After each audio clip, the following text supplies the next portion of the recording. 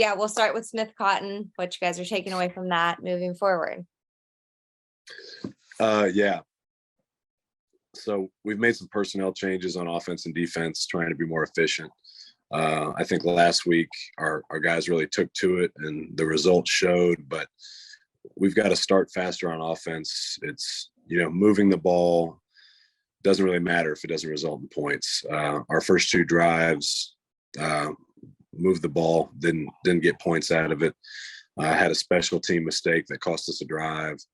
Had a turnover later in the game that cost us a drive. It's just about being really efficient on offense, and we've got to be able to do that against quality opponents. Big game from the offense, but also the least amount of points that the defense has given up this past or so far this season. Just what did you see from the defense this past Friday? I think just starting to see a new attitude out of them, some confidence, really tackling well and playing with a ton of physicality. That's what we're looking to get out of those guys. And so that was really positive to see going in, really going to go up against a really quality offensive opponent. How has it been for you as a coach just through the tough losses this season, kind of to keep what you mentioned, that confidence and just the spirits up for the guys? I'd say on all sides of the ball, it's a little bit different because in football, offensive and defensive mentalities are different. Special teams is its own thing. But we just try to focus on playing the game one play at a time. That means every game there's going to be instances where you do that. Every game there's going to be instances where you don't do that. So just focus on the singular event of one play at a time. That's really how you do it. Focus on execution. Every game there's collective goals. Necessarily, there's still something to focus on, be positive and confident about. Leading up to this Friday, Rockbridge has had a good start to their season so far. Just what have you seen out of them and under Matt Perkins this year? They're a phenomenally talented team. They have an incredible quarterback in Sam Kaiser. Drevin Seaman is an incredible player. They're loaded with talent. That's really what it is. I think they play a pretty quality, disciplined football in all three phases, and they've got the talent to match. So it's a good opponent. Looking at you guys going up against Rockbridge, just what are some of the kind of adjustments that you're making to combat some of the strengths that they have on their team? Tackle well, play disciplined football on both sides. That's really it. When they've got explosive skill players like that, you can't let a quarterback like Sam Kaiser sit back there and throw it around the ballpark. You've got to tackle Drevin Seaman. You've got to beat them at the point of attack. It's really the same things as most games. They're really just complemented by some pretty good talents.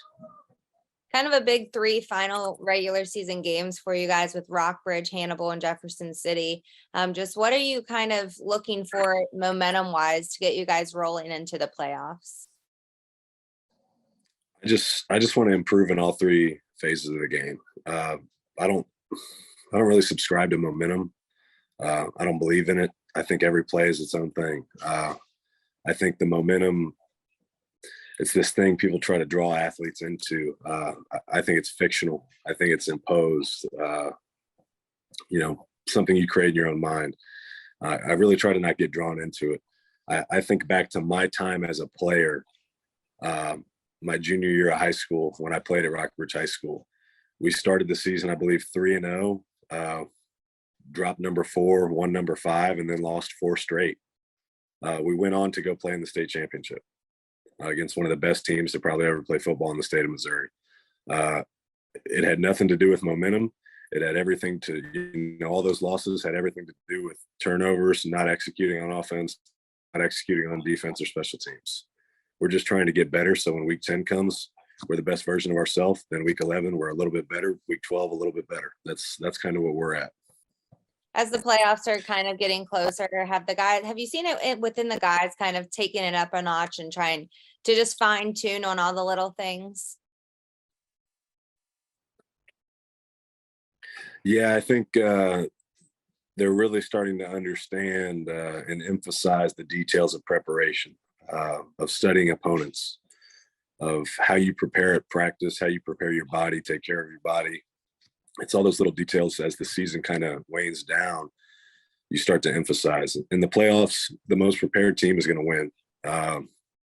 So it's really these next 3 weeks about fine tuning your preparation aspects. Okay. That's your game plan schematically, and that's how you go about executing, learning new techniques, and really just kind of fine tuning what you do as an individual and as a unit throughout the week.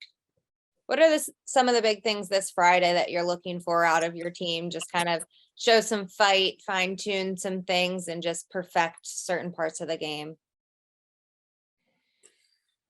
I want to continue to run the ball well. We've done a pretty exceptional job, especially in the last 4 games, running the ball. And then really defense is starting to swarm. One thing I think Rockbridge does really well is they've got 11 guys running to the ball at all times. That's something we've got to do to be a better defensive unit. With all the young guys we have on that unit, you can make up for a lot of your lack of knowledge or experience just with hustle. And so continuing to improve in that department. And then just playing a clean game, not setting yourself back with turnovers or penalties.